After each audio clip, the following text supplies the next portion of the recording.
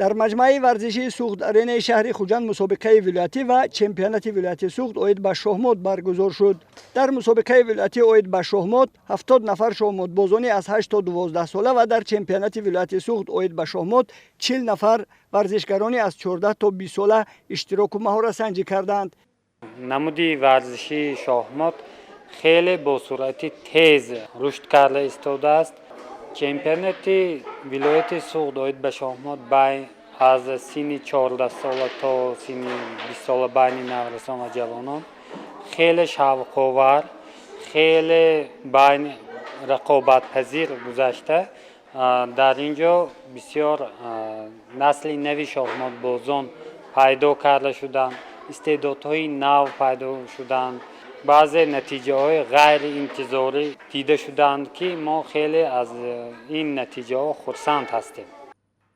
маврид ба зикр аст ки намуди шоҳмот сола сол дар кишвари мо рушду ривоҷ ёфта истодааст. барои рушду оммавияти ин намуди варзиш дар вилояти суғд низ тадбирҳои зарурӣ андешида мешавад. дар ҳамаи шаҳру ноҳияҳои вилоят мураббиён ба шогирдону наврасон ин намуди варзишро меомӯзонанд.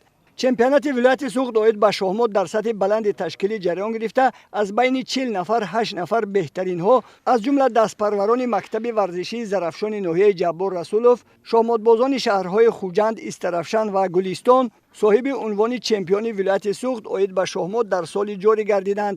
дар байни варзишгарони 14-сола Ясмина Юсуфова ва Аҳмад Полвонов соҳиби мақомҳои аввал шуданд. Оиша Ҳошимова ва Муҳаммад Очилов дар байни варзишгарони 16-сола ҳамаи ҳарифони худро шикаст дода ба гирифтани мақомҳои фахрии аввал мушарраф гардиданд. дар байни варзишгарони 18-сола Фароззода Амина ва Абубакр Иброҳимов ба зинаҳои фахрии аввал баромаданд. Шоҳҷаҳон Саидов ва Мадина Сатторова дар байни варзишгарони 20-сола ба гирифтани унвони чемпиони вилояти суғд мушарраф шуданд. ғолибону ҷоизадорони ин чорабинии варзишӣ бо медалу ифтихорнома ва тӯҳфаҳои хотиравии риёсати кор бо ҷавонон ва варзиши вилояти суғд қадрдонӣ гардиданд.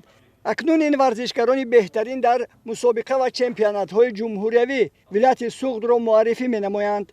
Занимаюсь шахматами я 5 лет, и честно, мне очень сильно понравился этот турнир. Я участвую на разных турнирах, как на республиканских, областных. Вот в прошлом году или в позапрошлом была на чемпионате Азии, и в целом этот турнир мне принес много удовольствий. В дальнейшем я хочу продолжать заниматься шахматами и выйти на хороший уровень.